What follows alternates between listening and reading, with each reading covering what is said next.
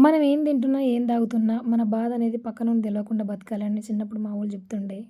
అట్లనే ఉంటే ఇప్పుడేమనుకుంటున్నారు తెలుసా? పాపం మా వాళ్ళకి తెలీదు కదా! అప్పటి జనరేషన్‌కి తగ్గట్టుగా దృష్టిలో పెట్టుకొని మాట్లాడిన మాటలు. ఇప్పటి జనరేషన్‌లో ఏమనుకుంటున్నారంటే, ఈళ్ళకేం పికరు, వీళ్ళకేం అకరు అంటే పర్టిక్యులర్‌గా నా విషయం అని గాదు, నా గురించని గాదు ఇక్కడ మ్యాటరు.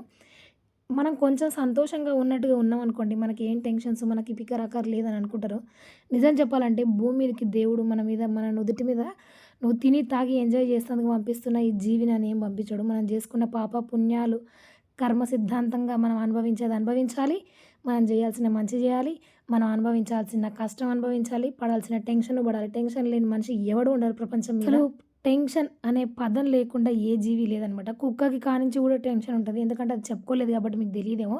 మనుషులకి పని చేసేటోనికుంటది, పని చేయనోనికుంటది, చదువుకుంటోనికుంటది, చదువుకోనోనికుంటది, ఆడోళ్ళకుంటది, మగోళ్ళకుంటది, చిన్నోళ్ళకుంటది, పెద్దలకుంటది. అసలు టెన్షన్ పడని వ్యక్తి అనేటోడు ఉండరనమాట. బహుశా ఇట్లా మాట్లాడేటోళ్ళకి టెన్షన్ ఉన్నప్పుడు పక్కనోడు హ్యాపీగా ఉన్నారు అని ఫీల్ అయితారు.